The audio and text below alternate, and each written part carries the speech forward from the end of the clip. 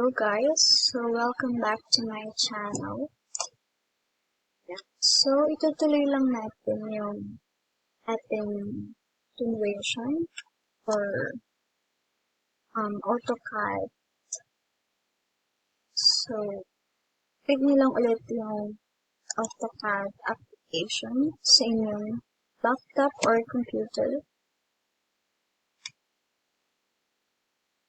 Hintayin lang natin siya.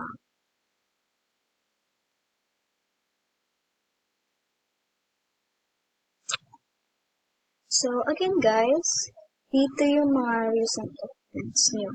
Kung na-save nyo yung una natin ginawa, which is yung line command, yan, pwede nyo i-open, i-click nyo, para dun nyo lang ituloy yung una nyo yung gagawin natin ngayon. Kaya, kung bago ka pa lang naman, start drawing. So, dito na tayo. So, these are the basic drawing tools. So, makikita nyo dyan, line, polyline, circle, arc, etc. For today, ang ating topic is rectangle. So, sa rectangle naman, makikita natin siya dito sa rectangle. Sa taas ng ating, dito siya, sa ating basic drawing tools. So, rectangle creates a rectangular polyline. So, i-click nyo lang yan. Click, and then, click again sa screen. Tapos, ayan. Ito tayong rectangle. So, click nyo lang ulit. Then, gusto nyo lang click lang. Click. So, dami na natin. Siyempre, para mas madali, pwede nating i-type lang dito sa ating command bar. And the type lang natin is REC for rectangle.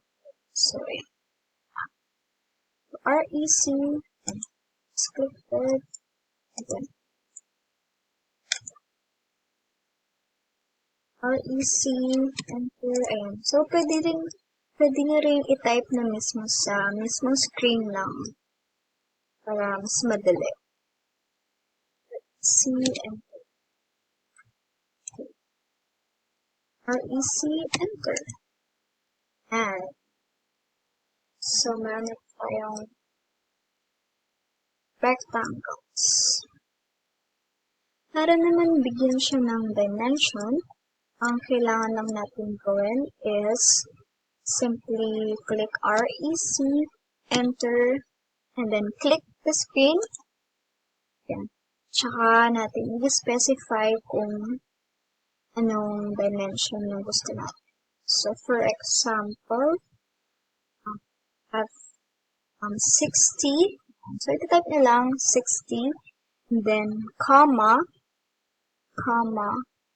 and 40. 60 by 40. Enter. So, yan. Sobrang liit niya ulit, kaya i-zoom natin siya. So, nasabi ko naman sa inyo na kapag i-zoom in nyo, scroll up nyo lang yung mouse. Scroll ng inyong mouse. So, ayan siya. Right. To check the dimension, so dito sa ating command sa taas, ito, dimension. Just click this, or simply type in, check it, 60 by 40. Yeah. So, yun lang siya. Paano rectangle, and so, press ESC lang kapag tapos ka.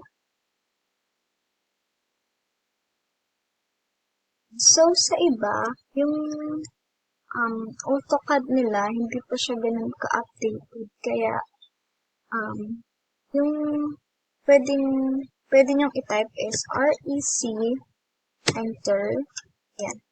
So, yung iba naglalagay pa sila na ayan, at 60 by 40. Yan. Pero, same lang naman sila. Same nyo lang na makukuha yung dimensions. 60 by 40.